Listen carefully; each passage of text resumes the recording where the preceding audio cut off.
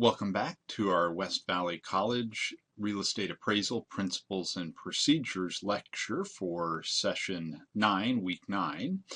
We'll cover the last half of Chapter 6 that we started the last time, which will cover the three approaches to value in a summary fashion: the sales, comparison, the cost, and the income approach, and then talk a bit about the relationship and applicability of the approaches and the reconciliation of the differences between the approaches and within the approach in terms of the data and results you get.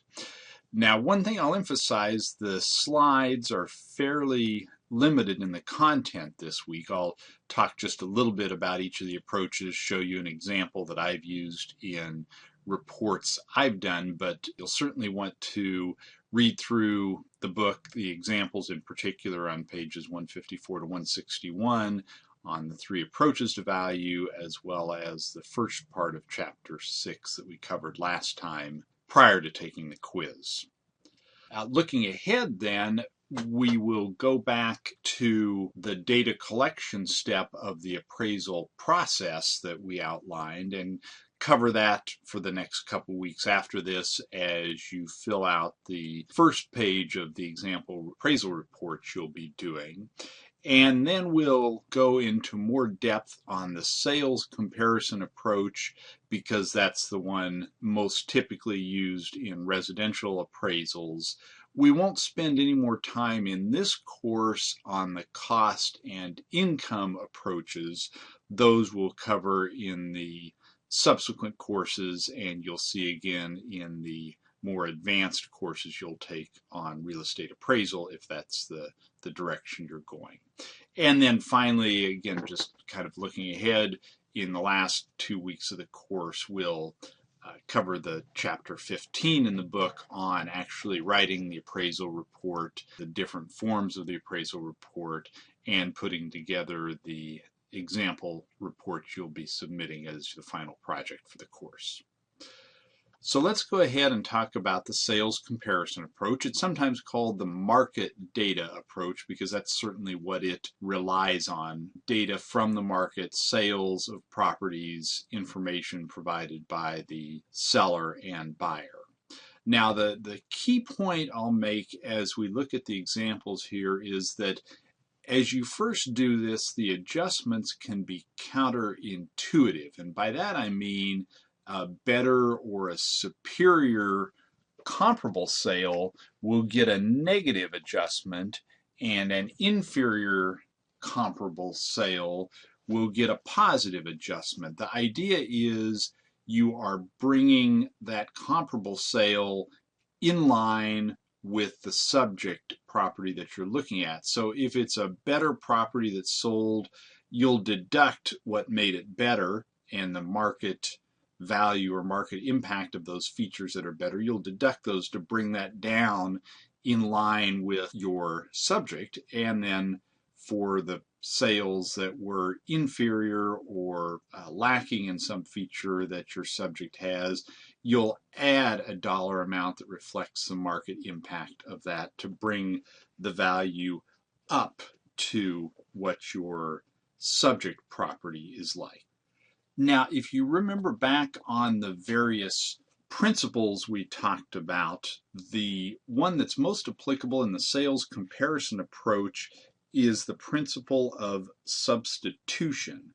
We're looking for properties that might be a substitute for a potential buyer for your subject property that you're doing the appraisal on. So that idea that if the features are similar, one property could substitute for the other, and a buyer would not pay more for one property than a comparable property that's also available, is the underlying valuation principle that the sales comparison approach relies on. Now, we're talking about features of single-family homes, but the sales comparison approach is also the primary tool you'll use for valuing vacant land. You'll look for similar sales of land and then make adjustments for size, location, improvements, the neighborhood it's in, those kind of things that are differences between the land, but that allow us to form an opinion of the land value. Now, I will say there are some cases where you can use the income approach. There can be vacant land that's rented out for storage and so on, but those typically aren't the way you'd want to go, because that's an interim use and not the highest and best use of the vacant land, typically, if you're just generating income from letting a construction company park trucks there or pile some gravel up, that kind of thing. So the sales comparison approach is by and large the one that will be used for single family homes and for vacant land. And you can see here at the bottom of the slide the formula, the sales price of the comparable property, then plus or minus the adjustments, equal an indication of value of the subject property.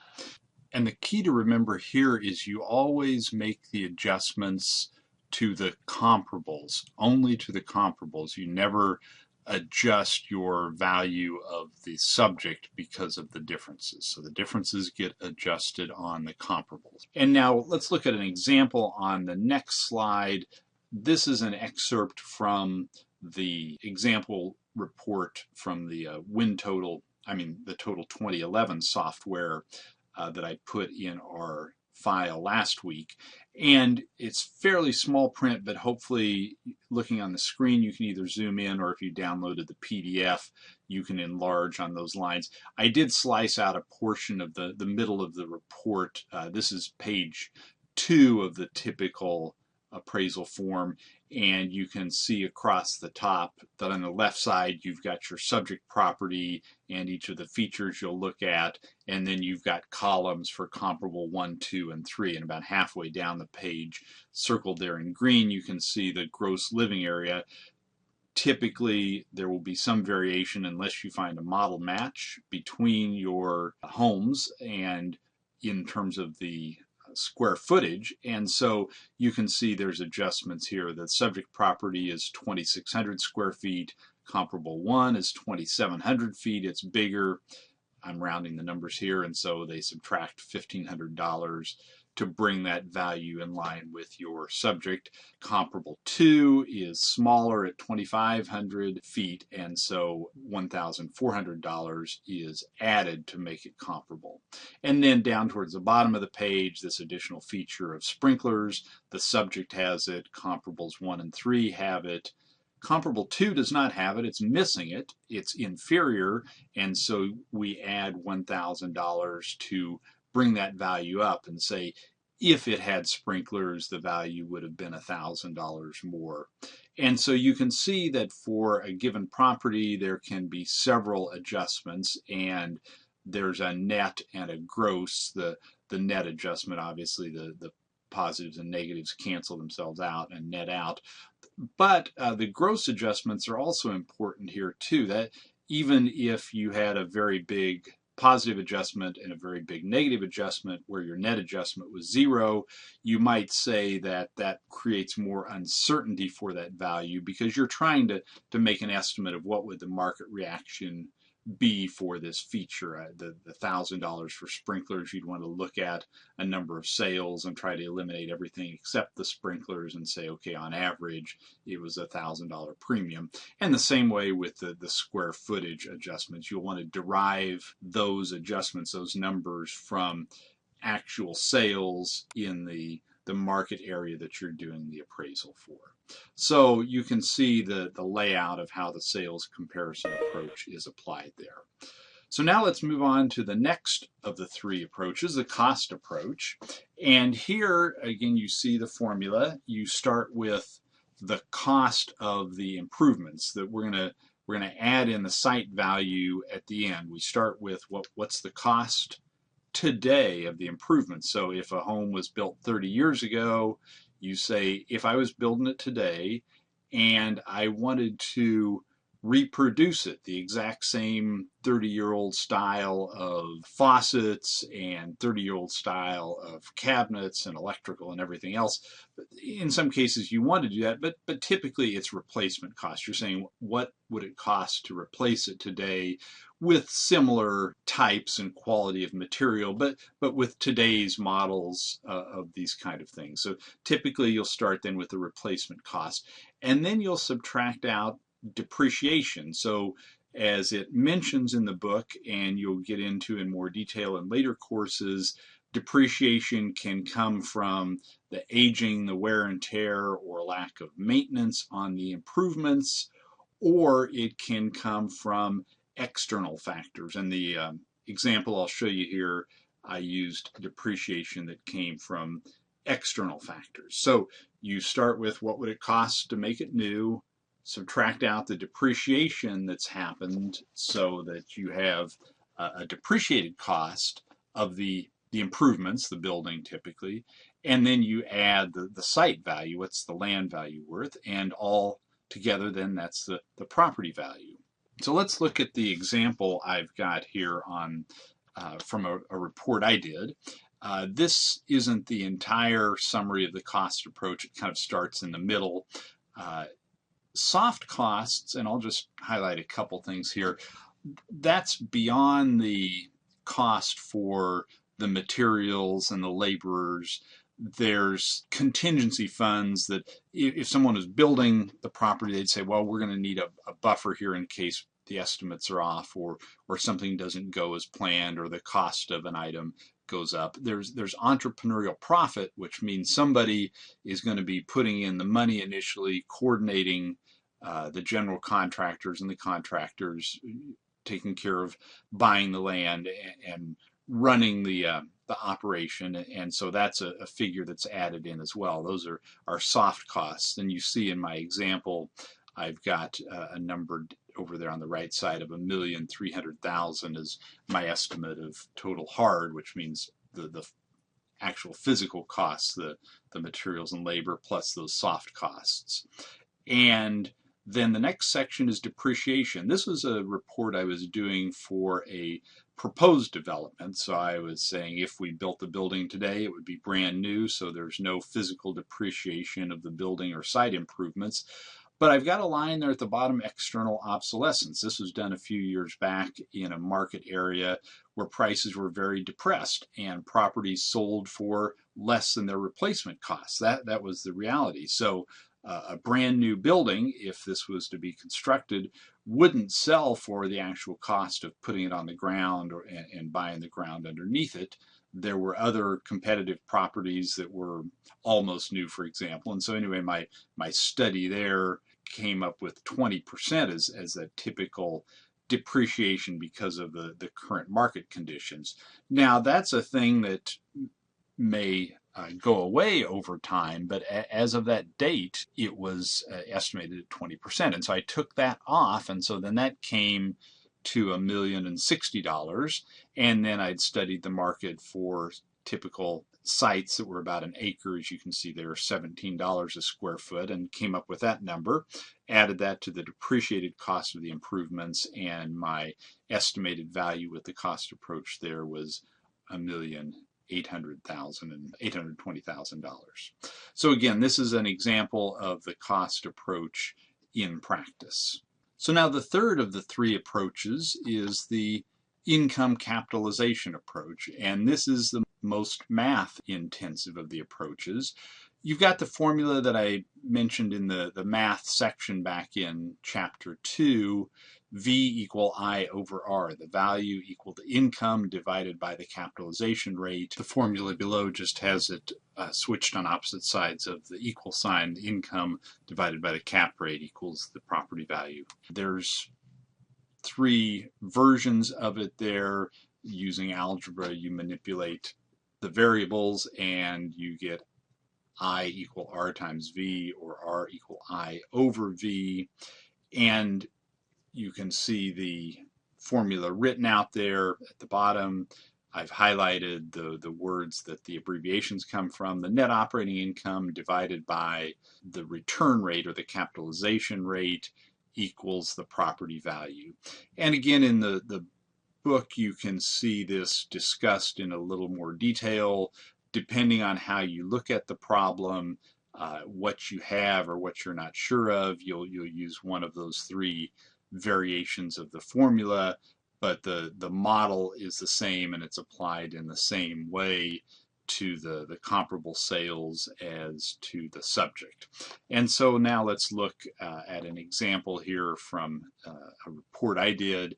At the top have the estimated gross income that the property could produce. I estimated that at $1.50 a square foot. You deduct from that potential gross income what you estimate in the market the vacancy and collection losses would be. Here it was 5%, and then you get a number called effective gross income, EGI versus PGI. And as you can see, the formulas can get more complicated, but just following the basics with the three values, we'll step on through this. From that effective gross income, then, you deduct all the expenses that the landlord would have. In this case, based on the kind of lease structure they had, the landlord would have to pay for taxes. I deduct that, insurance and utilities for the building, as well as a charge for management if they were paying for professional management, maintenance and repairs, and reserves. Just like in a condominium association, you're going to need to set aside some amount each year to take care of the bigger ticket items, replacing the roof or the air conditioning and so on. And so you'll typically have a reserve fund that you'll also need to contribute to each year. Once you've accounted for all those expenses, then you get a net operating income, and I show that there, $17,500. I looked at other similar kinds of properties that sold in the market where I could get income information and compare that with the sales price to come up with a capitalization rate, an indication of what the buyers or investors expected in terms of a return on their money for buying the property. I use that number, the 7%, and the formula, and divided the 17,516 by 0.07 to come up with the indicated value, which I rounded to $250,000. So again, there'll be a lot of work and detail behind this, but that summarizes the numbers and how they would be applied in the income capitalization approach. So then finally, they talk about the different approaches when they're typically used. They call this the relationship between the approaches. And as we've said a few times before, the sales comparison approach is the most reliable one and typically used with single-family residences and land. The cost approach, most reliable with non-income producing properties where you can't use the income approach, and with a limited market where you won't typically find 3 to 5 recent sales that you could use for the sales comparison approach. Those tend to be special purpose properties such as a church or school, but you certainly can study the market and figure out what the land is worth, figure out what it would cost a buyer to or reproduce the property, and the depreciation that the property is currently suffering from, add those together and come up with a market supported value using the cost approach. And then finally, the income capitalization approach. Again, this is most reliable with income producing properties where what matters is not so much differences in sizes of the building, but in what are the rental rates that are achievable in the market, and with that, then the income stream or the potential income stream from a property can be capitalized to come up with a value. So if someone has $10 million and wants to invest it and get an 8% return from the property, then you can work with that and say this is the amount of income the property would need to produce to justify that $10 million purchase price. So that's the overview of the three approaches and when they're typically used. The last section talks about reconciliation, and reconciliation is where you look at the data you have, the approaches you used or didn't use, and discuss those and what you give the most weight to, the most credence to in coming up with your final conclusion of value. And you don't have to read through this. Again, I just took this from a commercial report I did and show you how I talked about the cost approach and why that was not used in this case. The income capitalization approach, how I use that, but because of the type of property, the indication that it might give, and finally the sales comparison approach and why for this type of property where it wasn't always bought or sold for income, why the sales comparison approach looked to be the best one and the most reliable one, and why we use that to give the most weight in coming to our final conclusion of value. So with that, that's the end of lecture 9 for this week, and we will talk to you again then next time. Thanks very much.